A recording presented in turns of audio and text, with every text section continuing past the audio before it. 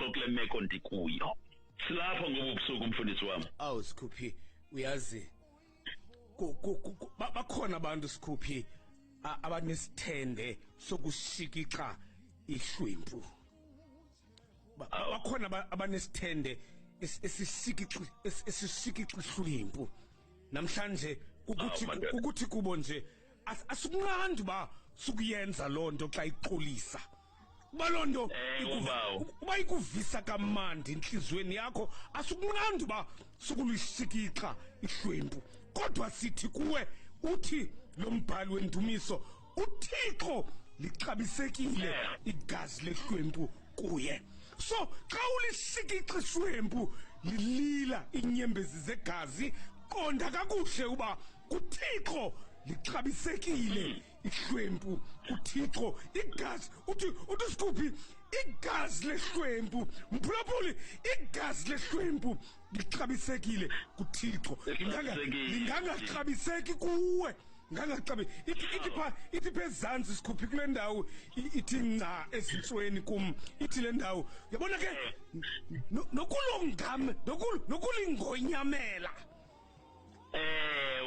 nokulingonyamela ihlwempu qonda kakuhle uba ewethu ungalingonyameli kakhulu ihlwempu ngoba uThixo ulixabisile igazi lehlwempu. Sixabisile uThixo. Awu madoda. Ayilo lakho ihlwempu.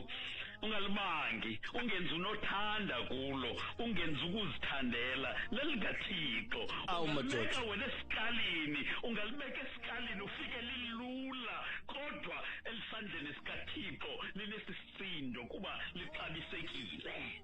Kwenzeka lonto Sikhuphi. Kwenzeka lonto kuLazaro. Ilihwe lafa ihlwempu Sikhuphi. Lafa ihlwempu kuLazaro la kanti lelikaThixo. Lithetha liphuma umphefumulo waye uThixo wayolanda ngezandla zakhe ngoba njengibusitsho ayilo lakho elihlwempu. Dike ndive Sikhuphi. Dike ndive Sikhuphi kwaba bantu baphetheyo. Kwaba bantu uve besithi abantu bami. Nkosi yami abantu bami uvuba abantu bami labam ke ubanika ilicense yokwenza unothanda ngamahlwempu. Kwenza unothanda ngamahlwempu ngoba ngabantu bakho ewethu elahlwempu lixabisekile kuThixo. Lisenoba kuwe lilento ucinga baliyo kodwa lisenoba lixabisekile kuThixo. Lumka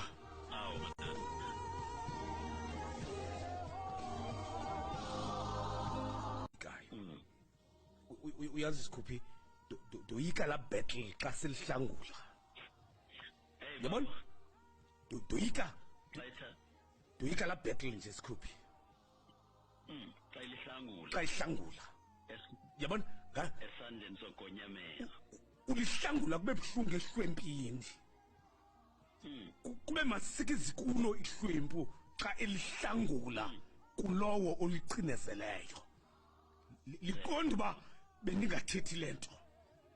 Doyika lamhla mphulaphuli xa ihlwempu elihlangula. Namhlanje into kaDiklek ibheke emangcwabeni Sikhuphi seyifinya ngempumlo enye ngoba yakhe yasesikhundleni yaliphatha kakubi ihlwempu. Walihlangula uThixo. Xa lihlangula ibheke emangcwabeni seyingcangcazela iminwe ngoba uThixo uhlangule ihlwempu ijongile ngamehlo walo ngoba uThixo kuba kubi xa ehlangula ihlwempu. Ewethu liphathe kakubi ihlwempu ngoba usenamandla kodwa andifuna ukuyibona imini mhla uThixo elihlangula ihlwempu. Mphulaphuli welizwi FM andifuna uyibona, ndingayibona le uyenzayo ehlwempini kodwa ndiyayoyeka imini mhla uThixo ethathe isigqibo sokulihlangula ihlwempu.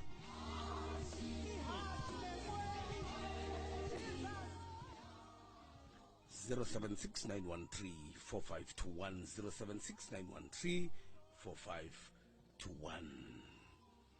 Ihlwempu